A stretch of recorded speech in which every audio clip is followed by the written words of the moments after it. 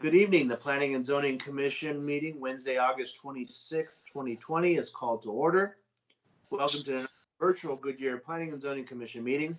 Due to the impacts of COVID-19 pandemic, the city is taking steps to ensure the health and safety of our community and our employees. As a result, attendance by members of the public will be prohibited. Instead, we have invited the public to submit comments via email, and staff will read them during this meeting. In addition, the meeting is being live streamed on Facebook, which is accessible for all members of the public, even if you do not have a Facebook account.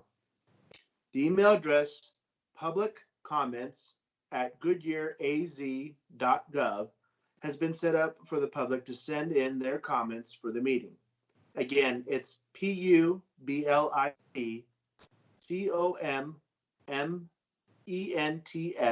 public comments at Goodyearaz, GOODYEARAZ.gov.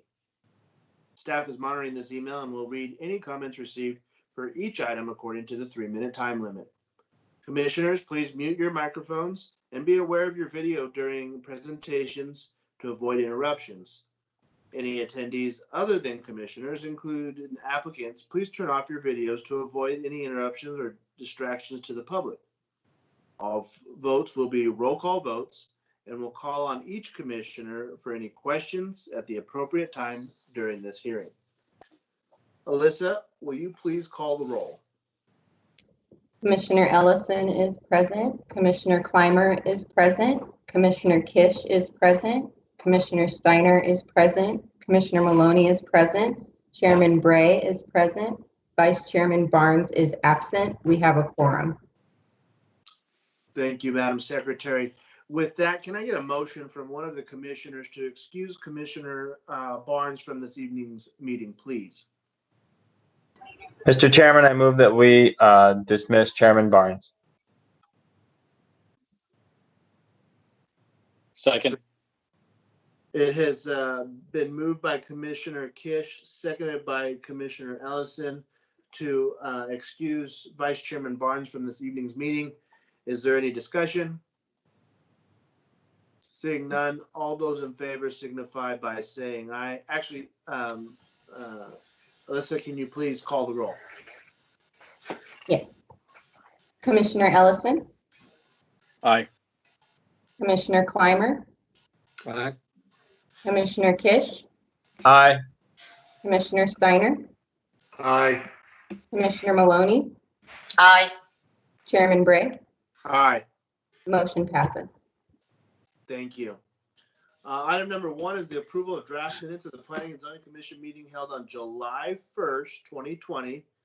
We forgot to approve those last go around, as well as the August 12th, 2020 meeting. So we have the last 2 meetings. Those are both online, and I will gladly entertain a motion from the commission. Mr. Chairman, I move that we approve the minutes from the August 12th and trying to read my July 1st? July 1st meetings. Second. Second. It has been moved by Commissioner Clymer, seconded by Commissioner Ellison, that we approve the July 1st, 2020 and August 12th, 2020 commission meeting minutes. Is there any discussion? No. No. Hearing and seeing none. Alyssa, will you please call the roll? Commissioner Ellison? Aye. Commissioner Clymer? Aye. Commissioner Kish? Aye. Commissioner Steiner? Aye. Commissioner Maloney? Aye. Chairman Bray? Aye. Motion passes. Thank you. On to public comments. Now is the time for citizens who would like to address the commission on any non-agenda items. Alyssa, do you have, or staff, do you have any emails that need to be read? I've not received any speaker cards or emails. Okay. That being said, we'll move on to disclosure of ex parte communication, and this is the opportunity for commission any ex parte communication they may have had prior to this meeting. And for that, Alyssa, again, will you please read the roll? Commissioner Ellison, Aye. Commissioner Clymer, I have none. okay, Commissioner Kish, I have none. Commissioner Steiner, No. Commissioner Maloney, No. Commissioner Maloney, okay, thank you, and Chairman Bray. No. Thank you. Thank you, guys. Right into business. We'll go on to business item number 20-500-00004. This is agenda item number 2, and this is the preliminary plat for Estrella parcel 11A. And with that, I'm going to turn it on over to Alex. Thank you, Chairman, Commissioners. Good evening. Sorry, my toolbar is showing up in the PowerPoint. But, as you mentioned, this is the preliminary plat for 11H in Estrella. The property is located in what we call the Lucero portion of Estrella, located off Estrella Parkway and the Cotton Lane intersection. Like I mentioned, parcel 11H is highlighted in red here. The Lucero PAD zoning designates the property as low-medium density residential, which the preliminary plat does propose lot sizes that meet that requirement tonight. This is the preliminary plat, which encompasses approximately 25 acres and includes 67 lots and 5 open space tracts. The proposed lot sizes are 47 by 115 feet.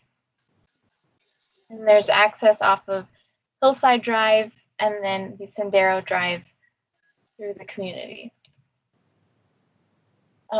It does meet the zoning ordinance requirements, the PAD requirements, and engineering design standards. Staff does recommend approval, and the applicant is here tonight as well. If you have any questions. That concludes my presentation, Chairman. Thank you. Thank you, Alex. Great job as usual. We'll start with the commission members. Is there any commission members that have questions for staff at this time? No. No. Okay. That being said, I believe Alex said that the applicant is on the line. Does the applicant wish to address the commission at this time? You're on mute, Stuart.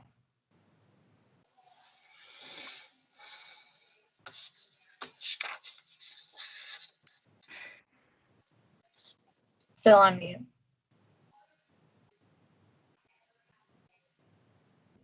Can you hear me now? Yes. Okay, thank you. So I'm here to answer any questions, but as Alex pointed out, this is part of our phase 2 at Lucero. So we're excited to get this parcel moving. So we're happy to answer any questions if you have any. Thank you, Stuart, for taking the time to be with us. Are there any questions for the applicant from the commission? No. No. No. Okay. Thank you again. I'll move into onto Alyssa. Staff, are there any emails or speaker cards regarding this issue? We've not received any speaker cards or emails. Okay. Again, it's public comments at goodyearaz.gov to comment or request to speak. With that, then, is there any further discussions or questions from commission before we move on to a motion? No. Okay, then I'll gladly entertain a motion for the preliminary plat. Mr. Chairman, I move that we approve 20-500-00004. I second. It has been moved by Commissioner Steiner, seconded by Commissioner Clymer to approve the preliminary plat for Estrella parcel 11H. That's 20-500-00004. Is there any discussion? No. No. No. All right, then with that, Alyssa, will you please call the roll? Commissioner Ellison, Aye. Commissioner Clymer, Aye. Commissioner Kish, Aye. Commissioner Steiner, Aye. Commissioner Maloney, Aye. Chairman Bray. Aye, Motion passes. thank you. We will move on to agenda item number 3. This is the redevelopment plan, 2020-7046. And Katie will be presenting on this one. And this is a little bit different of an item. And so Katie, as you discuss what this is, will you also discuss what exactly staff is looking for as far as action for? Absolutely. Can you see the presentation? Yes, ma'am. Okay, excellent. Thank you. Okay, so this is a little bit of a different item than we normally see. This is also the reason we're having a special meeting. So thank you, everyone, commissioners and staff both, for taking time out of your evenings so that we could discuss this item. So the redevelopment plan, let's see. There we go. The redevelopment area was first designated in 2004, and the first redevelopment area plan was adopted by City Council in 2005. And basically, state statute allows cities to designate an area. The more old-fashioned term was a slum and blighted area, and now we call them revitalization areas. But basically, they're areas within our city that need more focused attention, that may have areas that are in need of redevelopment, rehabilitation, revitalization. We also have adopted a central business district, and the central business district matches the same redevelopment area boundaries, which are it's bounded approximately by Interstate 10 to the north, our east city limits on the east side, Broadway on the south, and then Bullard Wash mostly on the west side, and a portion is Estrella Parkway.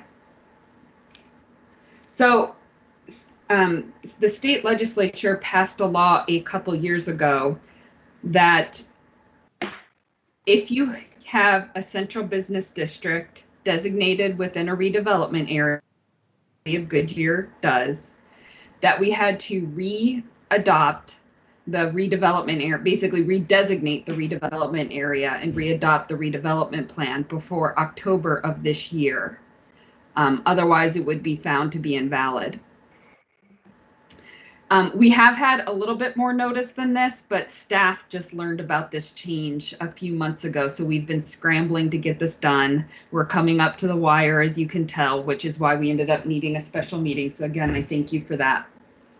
The reason why Central Business District is so important is because it allows us to use certain tools, such as what we call GPLIT, the government property lease, shoot, I forget it. Excise tax. Thank you, Alex, for the win. And this allows us to do property tax reductions for certain businesses. And this is actually how we worked with Cancer Treatment Centers of America to locate within the redevelopment area. Now, whether or not we re-adopt the redevelopment area, it won't affect our agreement with CTCA themselves, because it does say, the state law does say that existing agreements are grandfathered in. However, we want to continue to bring businesses in of CTCA's caliber, and having this tool is very valuable, which is why we want to re-adopt this plan. We've also used the redevelopment area for CDBG funds, Community Development Block Grant funding. So it's also an important tool for the CDBG fund program too. What state law says Planning and Zoning Commission's job is? So again, this isn't a public hearing tonight. Often you guys are seeing things, they're in public hearing, and then you have to make a formal recommendation to City Council. What the state law says is to review the plan to make sure that the plan meets the general plan. So I'm going to go into more detail about that later.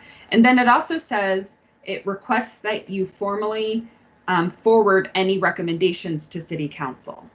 So that's one of the big things I'm asking for tonight is you have any recommendations for things that should be included in the plan.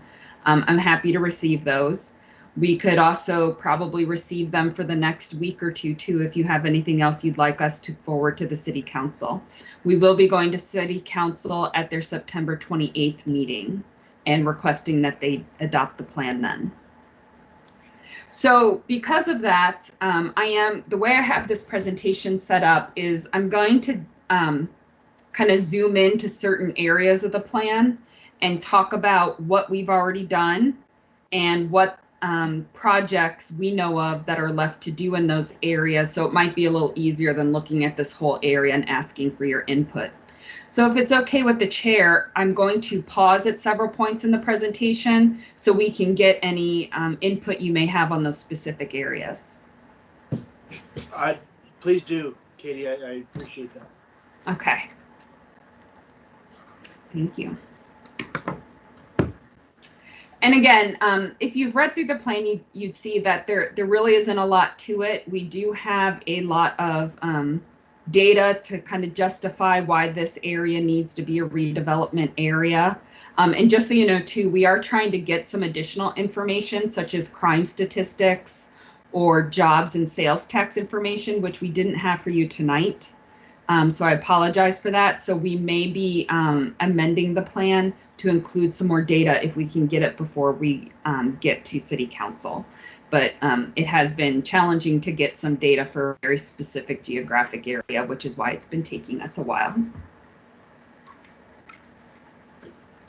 I also wanted to mention one other thing is you may wonder, we have not done an extensive outreach program with this plan. We are required to provide notice to everybody within the redevelopment area of the public hearing before City Council, which we will be doing this week. We wanted to meet before you to find out if there'd be any major changes to the plan before we sent out that notice.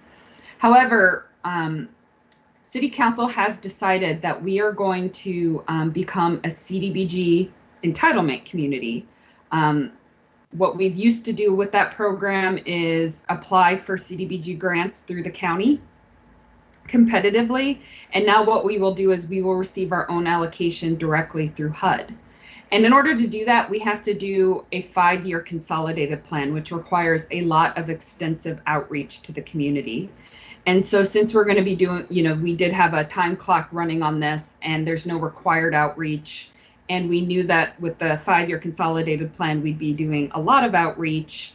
What we're going to do is once that outreach is done, if we find out new information from the community, we can come back and amend this redevelopment plan to include any projects or information that the community members have found to be important. However, we know our community really well, so we don't believe there's anything in the plan that the community would object to. All right, so let's look at the northeast section. So this is the area east of Litchfield Road, south of Interstate 10. There's the only residential in the redevelopment area is located here, and it includes historic Goodyear and North Subdivisions. Historic Goodyear has about 45 single-family homes and about 312 multifamily homes. North Subdivision has about 334 single-family homes and 256 multifamily homes. The first parts of historic Goodyear were started construction in 1942, so even before the end of World War II. And there were portions of North Subdivisions that were built as late as the 1990s. So there's over 50 years of residential construction represented in the redevelopment area. About 15 years ago, the city did have historic preservation experts evaluate historic Goodyear, and they found that there may be local significance to the structures, but there wasn't any regional or national historic significance to the structures.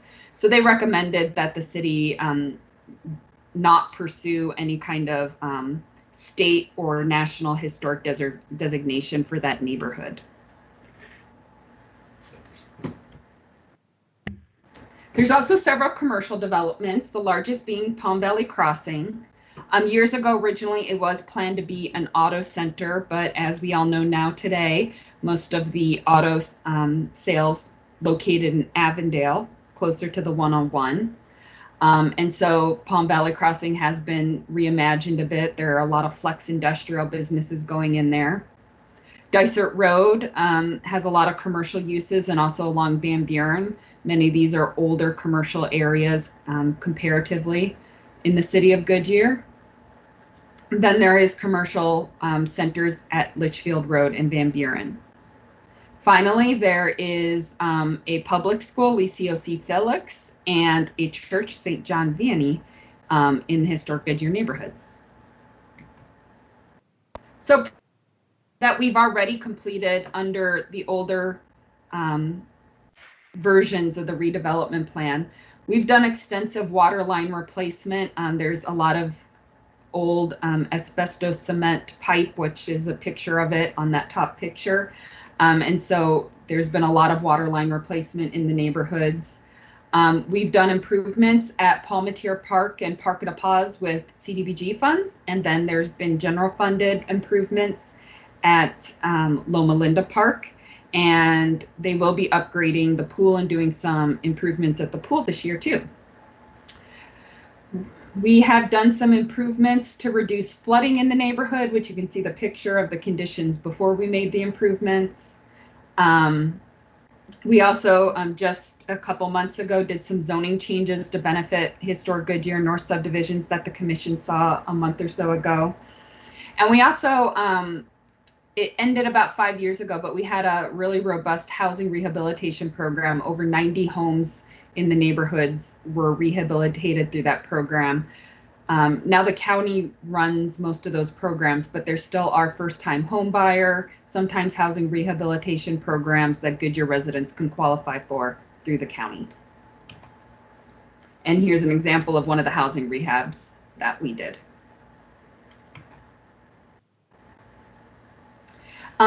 So some of the needs we know that are still need to be addressed, so are noted in the redevelopment plan. There is still additional water line replacement needed in some portions of the neighborhoods. There are many portions of the neighborhoods that do not have any sidewalks, and some areas that may have sidewalks, but they are not ADA accessible. And here's a picture of one area that does not have sidewalks. There are also needs for lightings. Portions of the neighborhood have no lighting. On here you can see there's a couple street lights, but they don't meet our full city standards. We did receive a CDBG grant for North Subdivision to upgrade the lighting in that neighborhood. So that will be going, that'll commence soon. There are also, many of the commercial areas are aging commercial centers. And as new commercial opportunities open up, it will be challenging for those centers. There used to be 2 grocery stores in the area. There used to be Fry's and Albertsons, and both of those have closed. So there is not a walkable grocery store for these residential neighborhoods. Plus there are other services that they have mentioned that are difficult to get to. And finally, there may be additional zoning changes that the neighborhood needs that we'll continue to pay attention to and evaluate. So yeah, so let me just pause here. Talking, and I am going to go on to Litchfield Road and Western Avenue in a minute. I left that out just because that's a unique area. But if it's okay, I just wanted to ask the commission if there was specifically any questions or recommendations for this area of the redevelopment area. No. No. All right. No questions. Okay, so moving on. Let's see. To Western Avenue and the Litchfield Corridor. When the redevelopment area was first adopted, the Litchfield Corridor was a major focus. There was actually a Litchfield Corridor Vision and Action Plan created in 2005 with grand plans of having high density commercial and residential along Litchfield Road, and redevelopment of Western Avenue. As many here, this is an old picture of Western Avenue on the top, and the Phoenix Goodyear Airport has been a part of Goodyear for as long as Goodyear's been a city.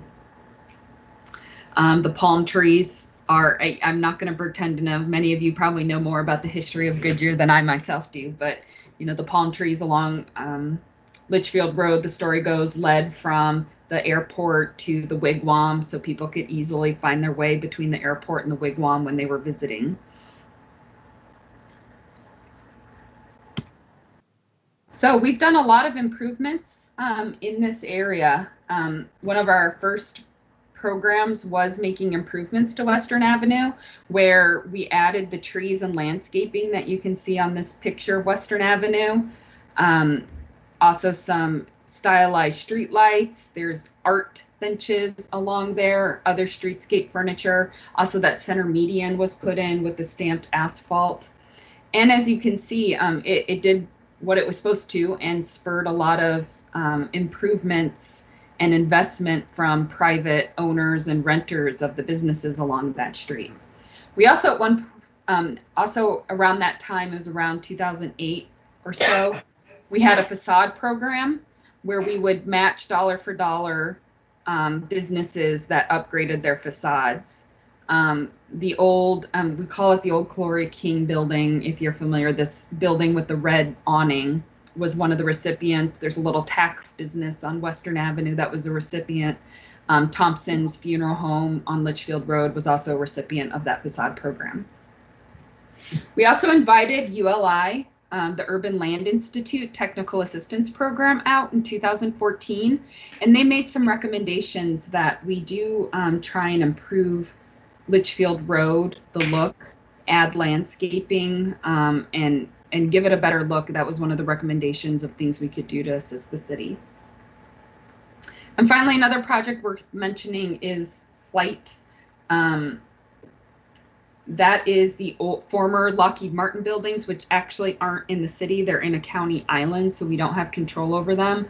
But there is redevelopment by the owners of those going on. They're enhancing the buildings and getting businesses located in there since Lockheed Martin has pulled out. Some of the identified projects for this area include those Litchfield Road corridor enhancements. We don't have specific plans or funding for those yet, but again, the original Litchfield corridor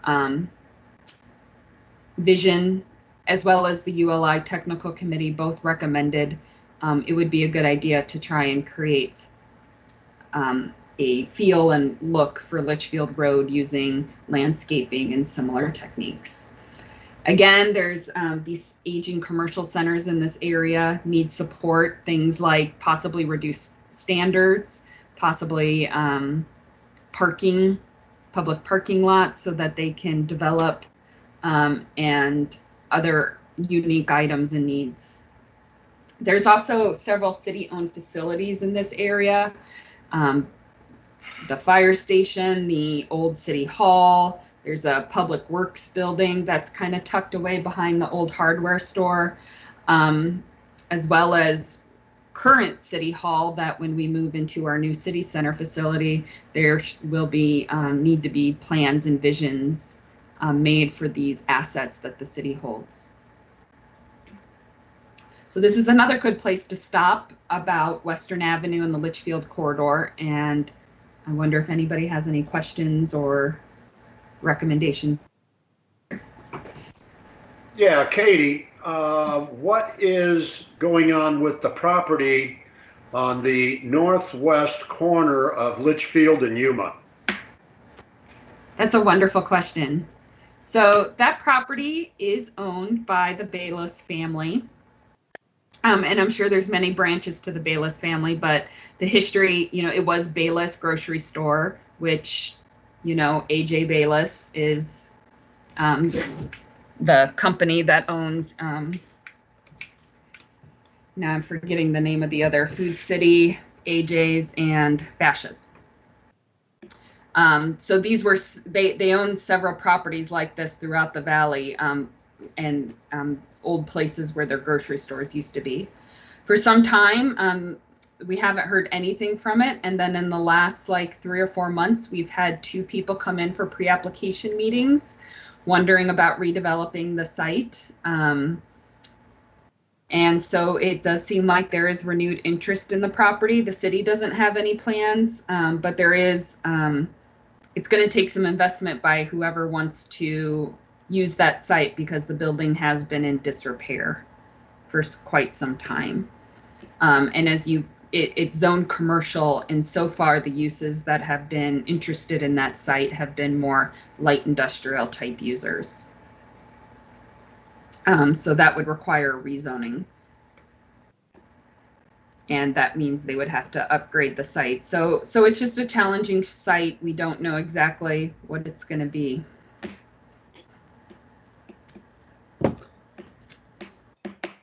I had a question, Katie. Yep. You mentioned earlier that the historic homes in Goodyear were, it was said that there was no reason to pursue historic designation by the national or state. What is there any like pod, like something that to go after that in the future, or to have those designations, or is it just some cute signs on the buildings and that's about it? It's a double-edged sword. There can be tax incentives to get historic designations of neighborhoods, but then along with that come rules on what you can and can't do to the outside of your property.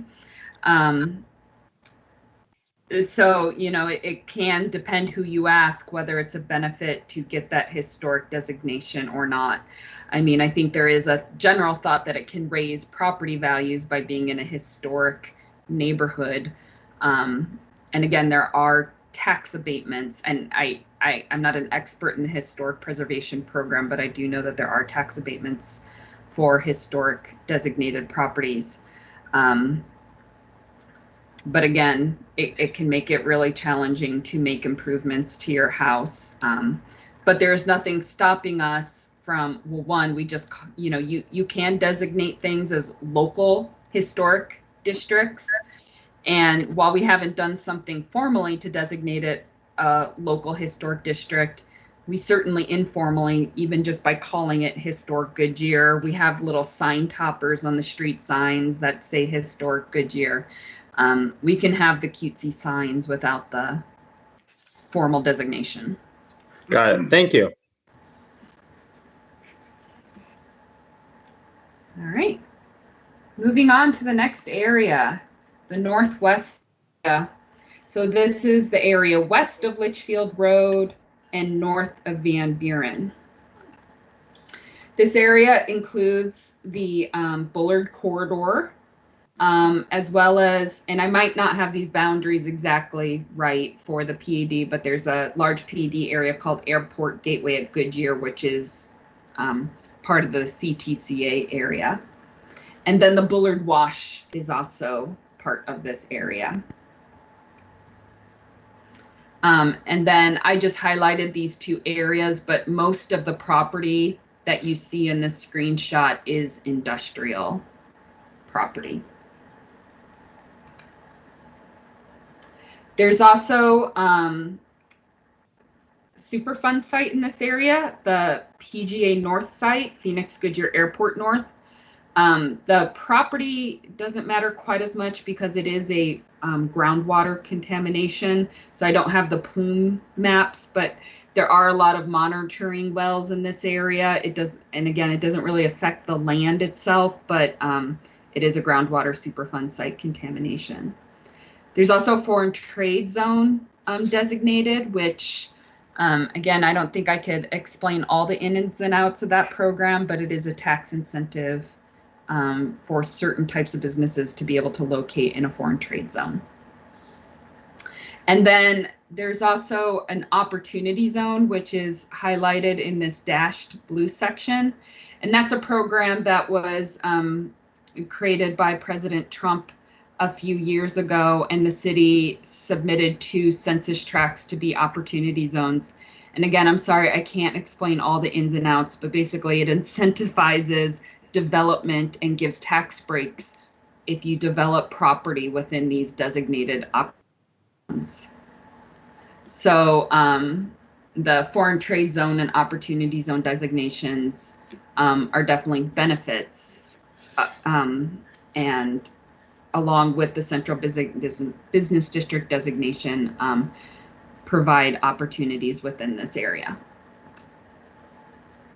So projects that the city has worked on in the area, as I mentioned before, Cancer Treatment Center of America, the city worked very hard to get them to locate in the city of Goodyear, and they do have a tax incentive through that GIPLIP program.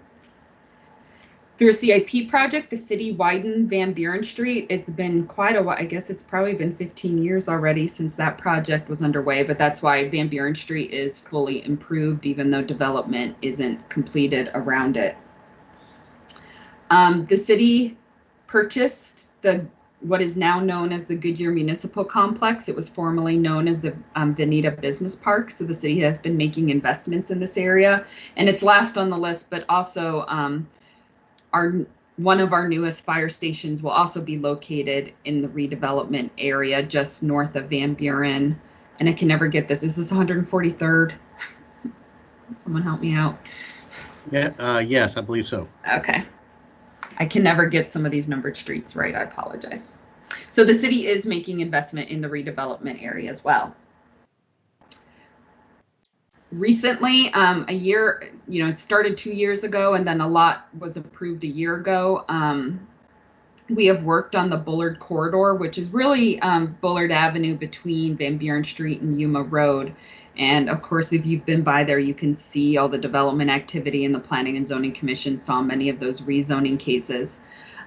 We created the original plan, years and years that this area would be high-end office and very, very dense. And it started actually with some of those when Urban Land Institute came out and gave us recommendations that, to have high-end office in this area, it was a little too far from I-10 for that to be realistic. And that we could possibly use this area to leverage development along I-10. But of course, we didn't want it to look like every other industrial area. So we worked with the property owners to create a unique landscape package with entry monuments that the city will own and maintain once they're installed, and enhanced landscaping so that the area has a business park feel. And there are several data centers that are locating in this area and building, as well as other industrial type uses. We also worked with the property owners on the Bullard Wash, and as they develop, they will be doing the flood improvements of the Bullard Wash, as well as putting in some minimal trails and landscaping as well. The city has also recently applied for a grant for the Bullard Wash to do some design work for the portions of the Bullard Wash that won't be done by private development.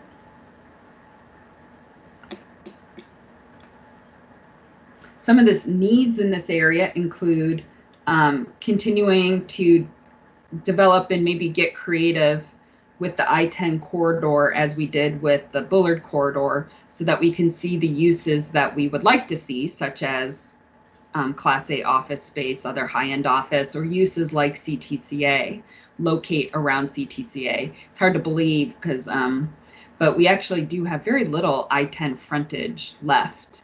And this area, marked Goodyear, is one of our, some of our last land that's left adjacent to the I-10 right there. And it's the best spot we could possibly have to locate high-end office if we're going to get high-end office in the city of Goodyear. The future wellness park, which is located in the planned to be located in the drainage basins north of I-10, outside of the redevelopment area. However, there are plans to connect this area to that. There used to be, a railroad line, which you can see going north-south. here, and it goes under the freeway. So now that the railroad isn't needed anymore, that's an opportunity to create a trail connecting that area, connecting the future wellness park to this area, especially to CTCA, since the point of it is to be a wellness park. So this is another good place to stop. And I'd like to ask if there's any questions and comments. And I'd also, not to put him on the spot, but I'd also love to prompt Commissioner Clymer, because I know he had some ideas for landscaping. And I think it'd be great if you're willing to put those on the records and we can forward those to the City yes, Council. I have some, although I have a lot of forms and so forth, but I know that a lot of these data centers and other such buildings that don't have a lot of people around them. Some time ago, about a year ago, I know I saw that Goodyear was trying to be kind of a butterfly center and trying to get some plants that would out. And I know that the monarch butterfly is really kind of in dire straits in the country. Most of their plants that they use to eat and to pupate on are gone. But things like those data centers could use some of these desert milkweed plants and other butterfly friendly plants in some of their areas, which require less water than a normal landscape plant, and they don't require to be trimmed like a normal landscape plant. So it's kind of a win-win situation if you can get some publicity for a company like that that's trying to help out some of the winged butterfly and other insects, and yet saving money on water and landscape.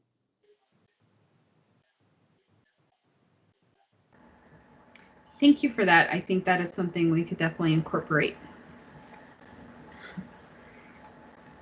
Are there any other recommendations or questions?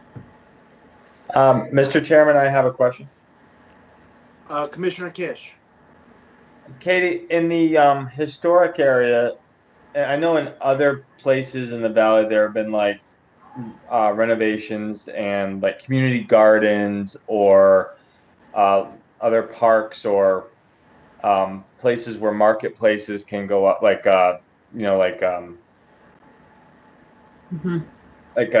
just places where people can congregate and grow gardens, or are there any opportunities, or what is the process in kind of revitalizing some of historic Goodyear in that way? I know in downtown Phoenix they've done a few things like that with some older neighborhoods. Thank you. If I think I'm getting what you're getting at, I know there was at one point a community garden in Park of the Paws in North Subdivision. I don't know how it's doing right now. I know at least at some point it became city staff was maintaining it, and maybe one or two, residents who love gardening, and that's been the experience, that at first everyone loves it and then people kind of drop out, and it really becomes up to a couple residents to do it. Certainly if residents wanted to start community gardens in those parks, there's no regulations stopping them. It would be a simple discussion between our parks team and the residents to make sure, they're putting it in the right place, and any water or irrigation that's needed. I think our parks team is absolutely supportive of those types of projects if they're desired and want to do them. I don't know of any opportunities like a vacant piece of land that could be turned into a garden that might be right for that, but I just know there's some empty spots. There's right across on Litchfield Road, there's a church in one section, and there's a lot of open kind of space along Litchfield Road, right across from I think it's Villa de Paz or no, Park Shadows apartment complex, or those apartments. I just know there's that big stretch of land right there across from Park Shadows apartments. I didn't know if that was like that was the Superfund site, or I don't know. Well, it's hard to explain where the Superfund site is because again, it's actually moves a little bit because it's in the groundwater. Okay. But I mean, there's certainly nothing. I mean, it may take some evaluation to figure that out, but I don't see the harm in putting this into the plan of looking for these opportunities. Awesome. Thank you very much. Mm-hmm. All right. So this is kind of almost the and the rest section, the southern section of the plan. The biggest land user is the Phoenix Goodyear Airport, and this the airport is within the city of Goodyear city limits. It's just that the land is owned by the city of Phoenix and the airport is operated by the city of Phoenix. However, Flight, which I labeled, which is the former Lockheed Martin campus, that is a county island. So we do not issue building permits for that property and really don't have a lot of control. They are within the general plan territory, but zoning decisions, building permits, that would not be us for that piece of property. But we do issue building permits for the airport, except since it's another city, you know, there's if they're working in their government capacity, they may or may not need to come to us for things. But the city of Phoenix is a really good partner and works diligently with Goodyear. It's also important to note that the airport, because of the airport location, there are some limitations to land uses. In the runway, you know, it's similar to Luke Air Force Base. Under the runway zone, they don't want to see residential uses or uses that have a high congregation of people where there might be an accident. And then there's noise contours around the airport too, where we get residential uses near the noise contours. There's also the spring training complex, which the ballpark isn't within the redevelopment area, but a portion of the development complex is. And then there's also several noteworthy developments, such as the IMSAMET, which is the aluminum recycling plant. There's the big area now that is owned by Microsoft. And again, I might not have these boundaries exactly right. I drew this in PowerPoint, so, but, and there's also businesses that have been around a long time, some individual businesses such as Poor Brothers that are within the area as well. Other thing to note is the Union Pacific Railroad is a good asset in this area. There's also, which I guess I'll talk about in a minute, maybe more, but there are long-term plans because the Union Pacific Railroad, actually, I think they have right-of-way for up to 4 tracks.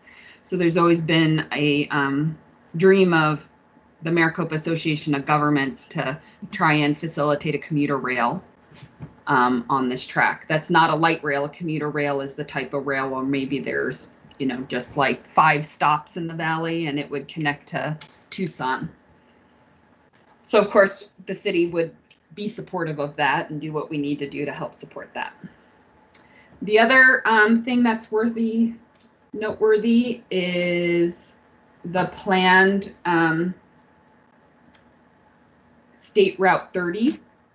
This freeway is not yet funded, so there's not a timeline for development. However, all the environmental plans have been completed, and so this is the route it's going to take. They are, ADOT is doing some right-of-way acquisition for areas that are hot for development. And you can see it doesn't touch the redevelopment area exactly, but it is very, very close to the redevelopment area.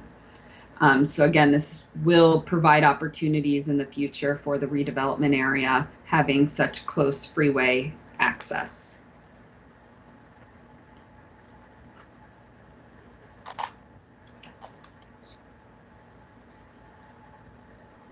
So some of the projects that have been completed in this area are the development of the Spring Training and Development Complex, the Phoenix Goodyear Airport Master Plan. They adopted a plan in 2007 and then updated it again in 2018, I believe.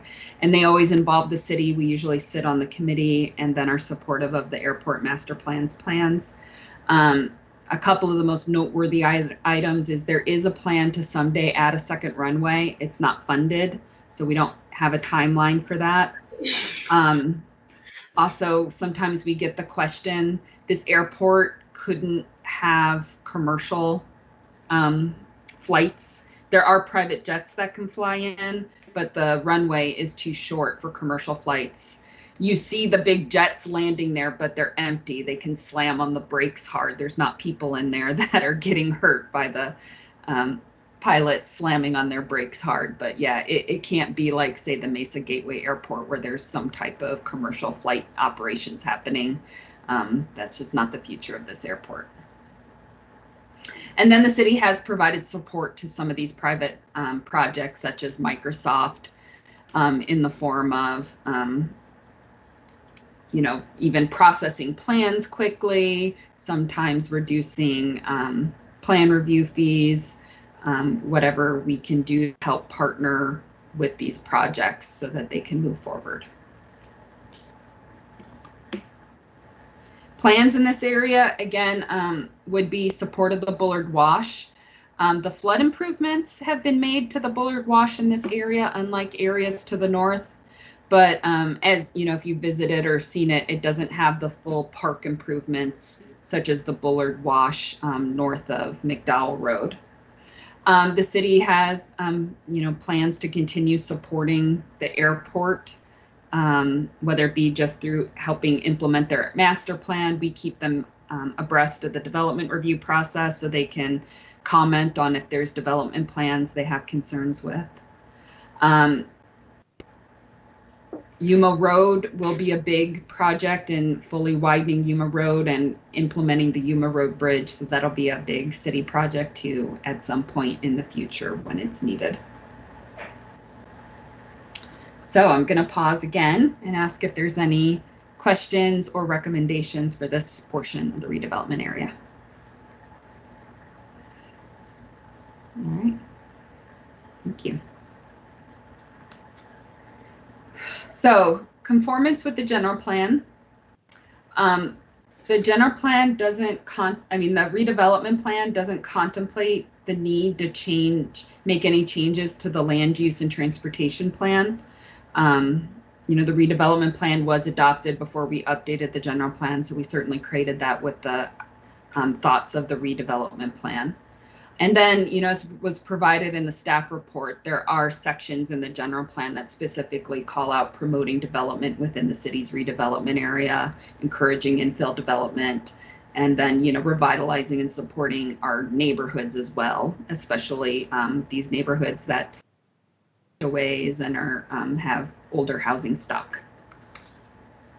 So it is staff's opinion that the redevelopment plan does meet the general plan.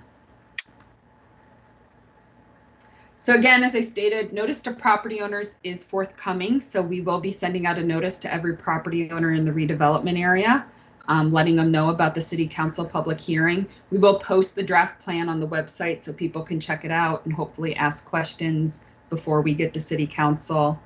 Again, we hadn't done that yet because we wanted to get in front of you before we did that. Again, staff's opinion is that it does meet the general plan conformance. We've discussed recommendations of, the specific plantings and potential for community gardens and other gathering places. So our request is that the Planning Commission recommend that council approve the plan along with the recommendations that commission has made. And again, this isn't a formal, typically we have stipulations for you. We don't need to do stipulations with this. So we just ask that you, if it's okay with the Planning and Zoning Commission, we'll make the additions that we discussed plus any more that you might have thought of to the plan. And that concludes my presentation. Thank you, Katie. Appreciate that. Well done. Is there any additional comments, questions, or considerations that staff should have regarding this redevelopment zone? And if so, please speak up.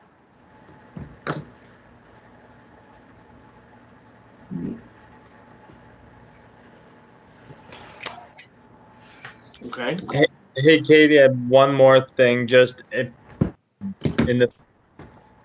the council were to look specifically at Old Goodyear and not necessarily, community gardens or whatever, but just put some effort into making that a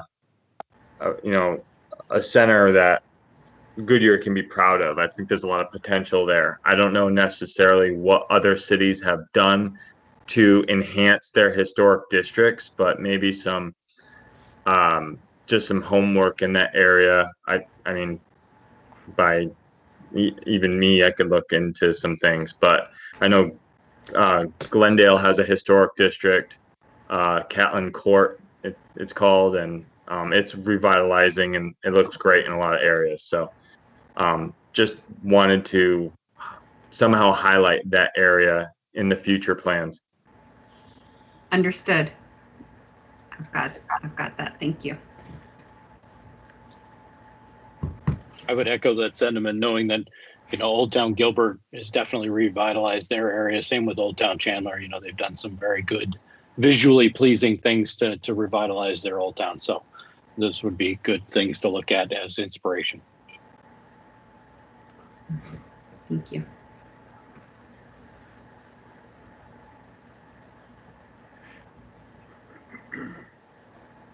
Any All other right. comments or suggestions for Katie?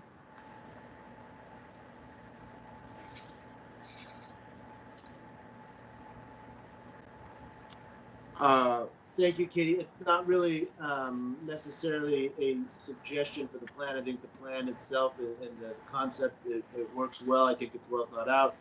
I think you guys are doing some great things. And this is, I'll be happy to contact council on my own, but the G-plits are a good tool, I think, but can be a dangerous tool long-term for cities and taxpayers. And I think that the commission should at least have a serious discussion about how they use those, because I think it has serious implications to taxpayers, especially local property taxpayers in the city. And so I just think that's something they should discuss. I know that statute does limit them somewhat, but maybe there should be further restrictions on how those could be used within the city of Goodyear. But other than that, I think the plan works very well. Thank you. I do just want to clarify, the plan itself doesn't promote the use of GIPLET. And if GIPLET's used in the future, that will require a separate council action. So the plan just sets the stage to allow it to be considered. And I'm sure you knew that, Chairman. I just want to, any public and anyone else. So. No, you're absolutely correct. So with that, so you're kind of looking for, because my notes for this item, you're looking for a motion for approval to move forward to the commission. Is that how you want that, Katie? I guess like other things, we'd ask that you, if you would recommend that council approve the plan. Okay. With your recommendations.